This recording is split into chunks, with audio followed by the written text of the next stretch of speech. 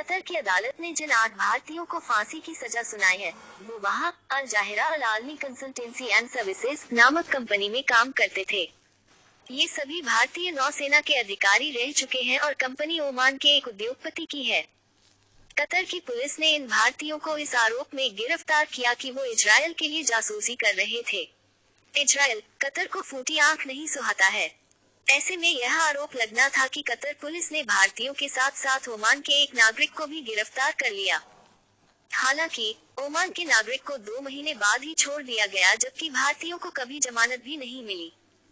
अब जब अचानक फांसी की सजा सुनाई गई तो यह आशंका जताई जा रही है कि कतर ने ऐसा भारत से खुन्नस निकालने के लिए किया है। दरअसल भारत ने इजरायल पर हमास के हमले को बिना देर किए आतंकी कार्रवाई करार दे दिया। चूंकि कतर हमास और हिजबुल्लाह ही नहीं, करीब करीब सभी इस्लामी आतंकी संगठनों की चौतरफा मदद करता है।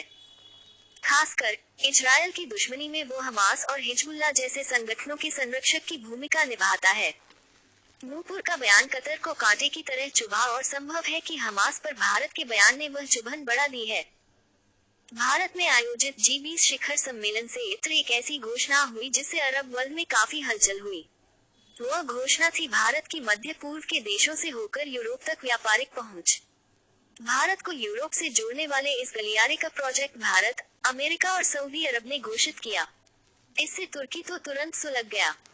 पाकिस्तान परस्त और भारत विरोधी तुर्की ने भारत मध्य पूर्व यूरोप आर्थिक गलियारा IMEC परियोजना के खिलाफ तुरंत जहर उगलने लगा।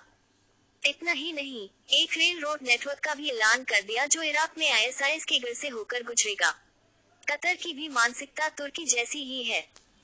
परियोजना को बट्टा लगने पर चीन भी खुश होगा, क्योंकि इस प्रोजेक्ट से कहीं ना कहीं उसके महत्वाकांक्षी बेल्ट एंड रोड इनिशिएटिव ब्री की सफलता भी सीमित हो सकती है।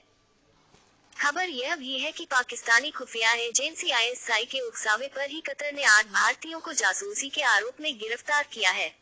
भारत ने बिना युद्ध किए पाकिस्तान को पस्त कर दिया है। उसकी आर्थिक स्थिति इतनी कमजोर हो गई है कि वह कर्जों और मदद के पैसों पर पूरी तरह निर्भर हो गया है।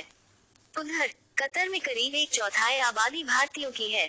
वहां से भारतीय भारी मात्रा में विदेशी मुद्रा भेजते हैं। इतना ही नहीं, भारत अपना 90% गैस आयात कतर से ही करता है। दूसरी तरफ पाकिस्तान का विदेशी मुद्रा भंडार लगभग खाली हो चुका है।